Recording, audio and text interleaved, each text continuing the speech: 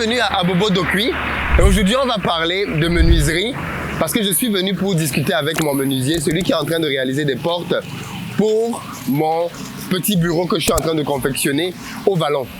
Il se trouve que quand on a l'habitude d'aller dans des boutiques pour faire des achats en termes de meubles, on est tout de suite frappé par un constat très effrayant, c'est la différence de prix qu'il peut y avoir entre le bois qui est vendu dans les grandes boutiques à Abidjan et le bois qui est transformé localement. On va se rendre compte que le bois qui est sorti de nos forêts, qui va en Chine, qui va en Turquie, qui va là où vous voulez et qui revient ici, coûte une fortune. Alors que nos artisans locaux peuvent faire un travail intéressant et malheureusement sont très peu valorisés. Donc dans cette vidéo aujourd'hui, j'ai voulu vous montrer un tout petit peu les réalités dans lesquelles ils travaillent. On est d'accord que le cadre, il n'est pas forcément approprié. Vous n'allez pas avoir ici de grands ateliers. Pourtant, vous allez avoir des gens qui font du travail respectable. Je suis passé sur cette route il y a de cela quelques jours parce que j'allais faire des achats à Abobo et j'ai été frappé justement par ces stands-là. Et je me suis dit, waouh, ça pourrait être intéressant de donner du travail à l'un d'entre eux. Et donc, je me suis arrêté. J'ai fait 2-3 endroits et j'ai sélectionné cet espace. Et c'est un couple qui tient si je vais appeler ça menuiserie, dans lesquelles ils font principalement des portes, mais aussi des canapés. Et donc, ce que je me propose de faire avec vous dans cette vidéo, donc, c'est simplement d'aller pour discuter un tout petit peu de la réalité du business du bois. Mais vous savez, c'est vraiment très difficile de voir à quel point nous souffrons de transformation. Nous avons du bois, nous avons des personnes vaillantes, parfois même compétentes, mais qui n'ont pas souvent les moyens de leur politique. Regardez vous-même les conditions dans lesquelles on travaille. On est d'accord que ce n'est pas plaisant. Avoir un espace comme celui-ci, alors je suis d'accord que la probabilité est très grande qu'il n'ait pas le droit de travailler là. Ce sont certainement des emplacements de fortune. Et il n'est pas impossible qu'il soit menacé d'expulsion. Mais la réalité est que voilà des espaces dans lesquels il travaille. À longueur de journée, ils inhalent ces odeurs. Je suis là depuis quelques minutes juste pour cette vidéo. Et les odeurs sont très dures, mais ils sont là à longueur de journée. Ils inhalent en permanence ces odeurs. Et il y a même des petits-enfants qui sont là avec leurs parents pour pouvoir être simplement en présence de ces derniers. Donc on est d'accord que ce ne sont pas les meilleures conditions de travail. Et pourtant, ces gens se battent au quotidien pour essayer de donner satisfaction à leurs clients, mais surtout essayer d'avoir leur gagne-pain. On va donc descendre et ça va être l'occasion pour moi de pouvoir vous parler de bois. Et je pense qu'il est important pour nous aussi de soutenir ce genre d'artisans pour qu'ils puissent, j'espère, avoir assez d'argent pour sortir de ce genre d'endroit et aller vers des espaces un peu plus, comment je vais dire ça, peut-être un peu plus respectables simplement. Alors ici on est avec des gens qui font du vrai bois. Moi j'ai toujours été très surpris quand je vois des gens qui viennent en Afrique ne pas prendre du bois, du vrai bois pour travailler en fait.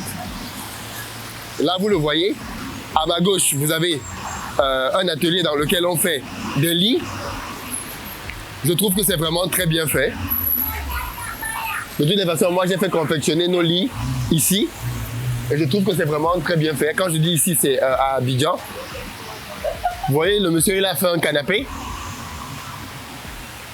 Les prix de ce canapé sont bien évidemment beaucoup plus bas que ce que vous avez dans les grandes boutiques. Après, bien évidemment, chacun d'entre eux cible un marché différent. Et puis ici, on a l'artisan chez qui j'ai décidé de confier la réalisation des portes. Ici, par exemple, dans ce petit atelier, vous allez trouver du très bon bois, ok? N'en déplaise à l'environnement et au fait que l'atelier ne soit pas des plus professionnels, vous allez trouver du très bon bois, ok? Ici, par exemple, vous avez du bois rouge, là. Je vais essayer de soulever pour que tu vois à quel point c'est lourd. Punaise! Attends un peu, je vais essayer encore. Ah ouais, tu vois? C'est vraiment lourd, vraiment lourd. Du bois à 100%, tu vois. Ça, en Europe, c'est une fortune. Là, on a du bois blanc. Oh! Ah! Tu soulèves ça 2 fois, tu as fait ta séance de sport de la journée en fait. Alors comment ça marche? Tu viens, tu choisis un modèle. Bon, ici on a à peu près les mêmes modèles. Moi j'ai choisi un modèle comme ça. Je l'ai pris en bois rouge. Sinon il y a aussi de l'Iroko possible, mais ce sont les mêmes prix. Tu choisis un modèle comme celui-ci. Moi j'ai choisi ce modèle-là. Ensuite, ils envoient un artisan qui vient chez toi pour prendre les dimensions exactes de tes portes. Et bien évidemment, derrière, ils ajustent pour arriver aux dimensions exactes que tu souhaites. Derrière, ils vernissent. Et une fois qu'ils ont verni, leur partie est terminée. Maintenant, tu as une deuxième partie dans laquelle tu dois acheter une serrure, un canon, ainsi de suite. Et passer une deuxième couche de vernissage. Si au final, tu as envie d'avoir des portes vernies. Je vais te montrer à quoi ça ressemble au final. Donc là, par exemple, tu vois, tu as un truc qui est verni. Là, c'est avec de l'Iroko. Hein. On est en une ou deux couches là de vernissage. Ça, c'est la première couche. Hein. Ok, d'accord. Donc, vous posez la deuxième couche au moment, c'est le client, c'est ça? Ok, donc effectivement, c'est ce qu'ils font. C'est-à-dire qu'ils vont vous poser la deuxième couche pile poil quand ils viennent sur site pour que derrière, après avoir posé, la porte puisse rester là de manière définitive. Alors moi, j'ai mes portes. Yeah. J'en ai 3. Ce sont celles-là.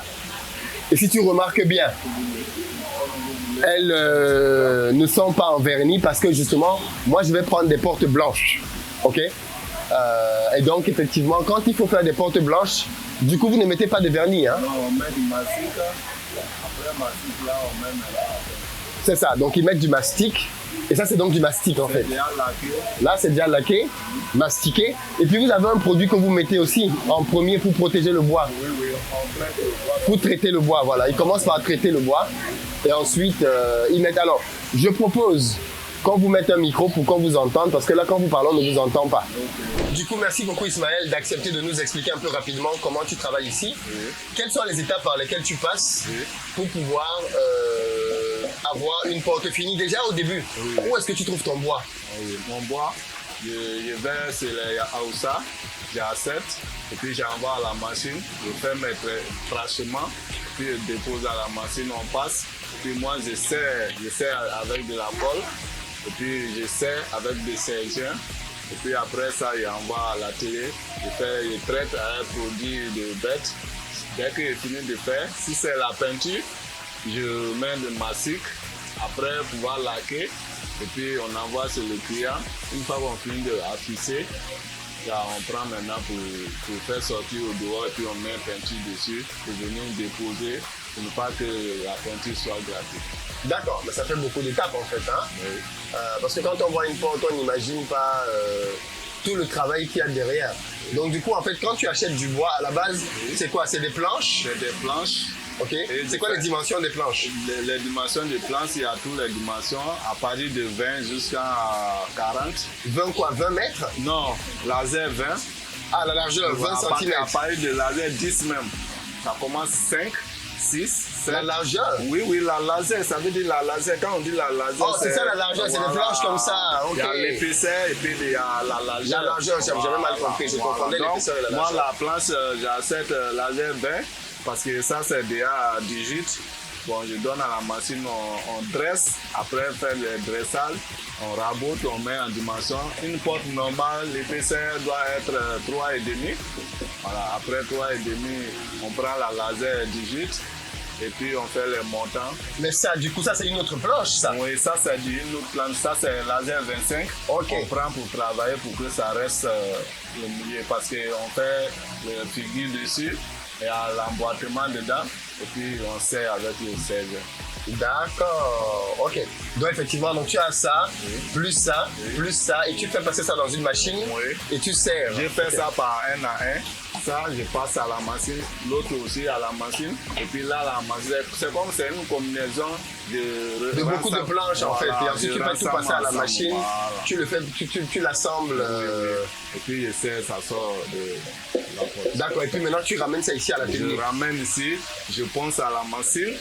Et la machine a poncé, tout ça là, ça y est au bureau là-bas. Bon. Donc après faire tout ça là on traite avec des produits. Après, pourquoi tu traites? Je traite, bon, je te mets calciné, Et puis je prends la boîte, je mets dans une seau. Et puis je prends l'eau et puis je fais passer dessus. Mais tu protèges le bois contre quoi? Contre les bêtes qui bouffent le bois. Parce que si tu n'as pas traité, quand c'est bois framérie comme ça ou bien bois blanc, après au moins quelques temps, les bêtes peuvent rentrer pour faire sortir les coudes. Voilà. D'accord. On voit même souvent ça de temps en temps. Voilà, Ok. c'est à cause ça souvent les poussières là, ça descend en bas de les bois là. D'accord. Et donc toi, pour éviter ça, en fait, Oui. tu fais un traitement de tous tes bois ici. Traitement, oui, tous les potes que vous voyez, tout est traité. D'accord. Pour d'ici là. Et donc quand tu as fini de traiter maintenant, tu mets du vernis. Je mets du vernis, première couche. Ok, une première couche. Une première couche, je fais ça ici. Maintenant, après, faire le travail de propriétaire. Après ça, maintenant, c'est là, on fait sortir au dehors et puis on fait dernière couche. Et puis ça reste en place. À poser. Ah oui. D'accord. C'est très intéressant. Oui, effectivement. Donc, dans ce cas-ci, comme c'est une porte qu'on va peindre, notamment en blanc, Oui. on ne met pas de vernis. Non, on ne met pas de vernis. Voilà, on met ça, comment on appelle mastic en dulle là. C'est en dulle qu'on prend pour laquer les bois. Parce que les bois là, quand tu laques avec, comment on appelle, trapil là, lui, c'est contre le mur. Oui. Comme ça, on Le tire crapaud, le oui. dur, voilà. Mais en dur là, ça c'est contre le bois. Alors, quand tu mets comme ça, une fois qu'on prend papier vert, on lisse, ça devient lisse. Voilà. Quand tu touches, on dirait ça vient de sortir à l'usine. D'accord. Ok. Et après, tu vas chez le client, tu poses la porte, tu testes si elle passe Je mets bien. la clé, tout réglé, si ça ferme bien. Et je fais sortir maintenant au dehors et puis je fais La finition. peinture. Je mets la peinture et puis je fais finition. Si c'est sec, un jour, deuxième jour, on vient, on accroche seulement, on quitte le lieu. Et c'est bon. Ouais, et c'est bon. Ça fait combien d'années que tu es dans le domaine? Bon, moi j'ai commencé mes activités depuis 2002. 2002, ça fait 20 ans. Voilà. Donc depuis 2002 ici devant. Waouh. 2002, 20 ans. Incroyable. C'est au zoo j'ai appris, hein, au Carrefour Zoo, au grand Carrefour Zoo. Qui là. t'a formé? Bon, mon patron s'appelle Jamis. Jamis, Ok. lui, c'est un Anango. Voilà. C'est un Anango qui m'a appris ce métier. Et ça fait 20 ans. Et ça te permet de vivre, de t'occuper de ta famille. Oui, un peu, mais comme les temps sont durs là, donc vraiment, c'est pas de tout facile. Ouais. Mais pourquoi vous êtes venu vous installer ici? Est-ce que ce n'est pas dangereux avec les canalisations comme ça? Bon, en tout cas, mon frère, c'est par rapport à l'espace, hein, parce qu'on Ouais. n'a plus de place au bord de route. Hein. Tout ce que vous voyez là, l'espace, tout est déjà occupé. Tantôt on nous chasse, tantôt on casse les coins. Bon, donc du coup, où on trouve qu'on peut nous laisser un peu de temps, c'est par rapport à ça. Tu vois, les voisins sont derrière et ils n'ont pas de devanture.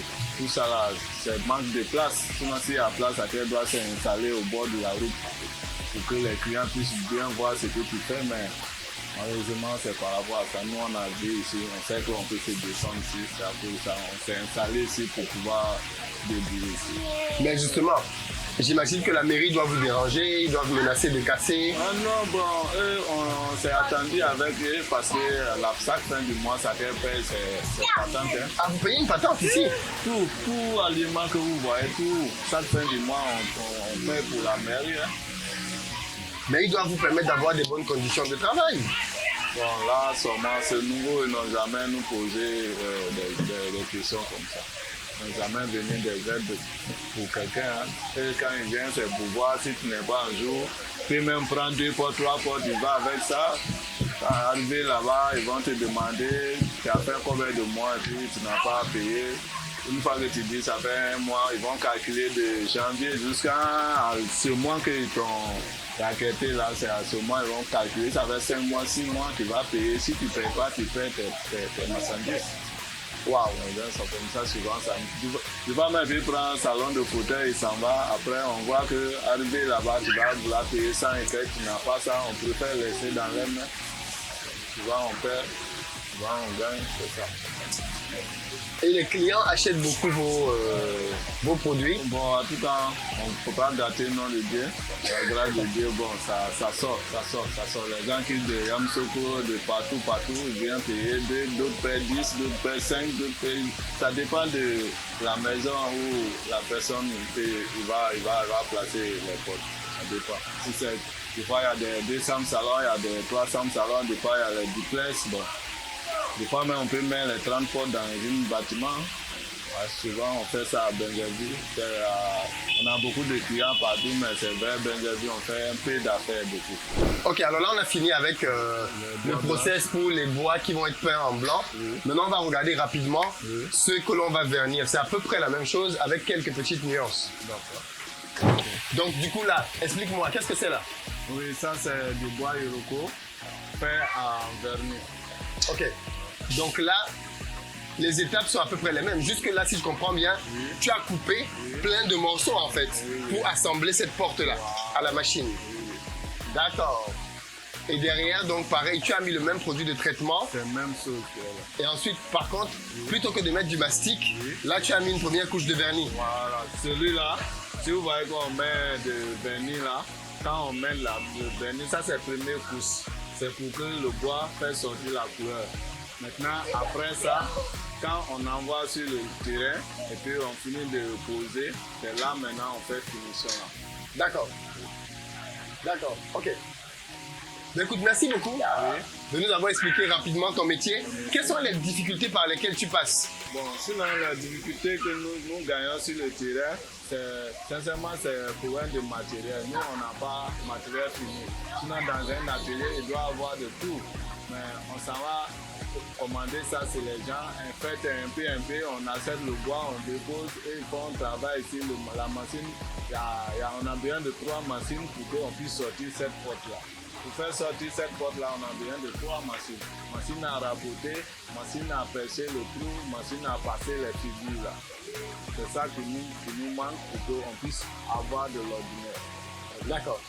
Et si tu avais ces machines, tu pourrais gagner plus de marché? Plus de marché, tout ceci, j'ai ça, moi-même je traite avec les gens qui vendent des bois en gros. Bon, je connais plein d'hommes qui peuvent m'envoyer le bois, mais j'ai besoin de machines. Je n'ai pas de machine pour pouvoir fabriquer mes portes. D'accord, ok. Et du coup, si les gens sont prêts à investir dans ton entreprise, est-ce que toi, tu es d'accord pour avoir des investisseurs et travailler ensemble, par exemple? Si je trouve quelqu'un qui peut financer pour avoir tout ce que j'ai besoin pour faire sortir de la porte, en tout cas, on sait que ça peut aller. D'accord, ok. Dans tous les cas, ceux d'entre vous qui voudraient miser sur ce type d'activité, il est bien évidemment intéressé. On va mettre un numéro en bas, comme ça, les gens qui veulent travailler avec toi pourront t'appeler directement et peut-être vous allez collaborer. Ok? J'espère que ça va te donner une visibilité et t'aider à sortir de cet endroit parce que j'estime que c'est pas un endroit où on doit avoir des petits enfants comme ça. Ok? D'accord. Beaucoup de courage. Merci. Merci, monsieur. Et puis tu me livres mes portes. Hein? Ok. Ok, voilà, on arrive à la fin. Des artisans comme ceci, il y en a plein dans nos pays. Et je pense que ceux d'entre vous qui cherchent souvent des opportunités, il y en a plein. Allez les voir, discutez avec eux et voyez comment vous pouvez les financer. Vous collaborez ensemble. Vous devenez un investisseur dans leur business et vous parvenez à créer des synergies. J'espère que cette vidéo va permettre à ce monsieur de sortir de ce cadre. Mais vous voyez bien qu'il y en a plein. Il y en a plein. Il y en a place pour tout le monde. Allez vers des artisans comme ça et faites des deals en win-win. Sur ce, je vous donne rendez-vous sur le chantier pour une nouvelle aventure. Ciao.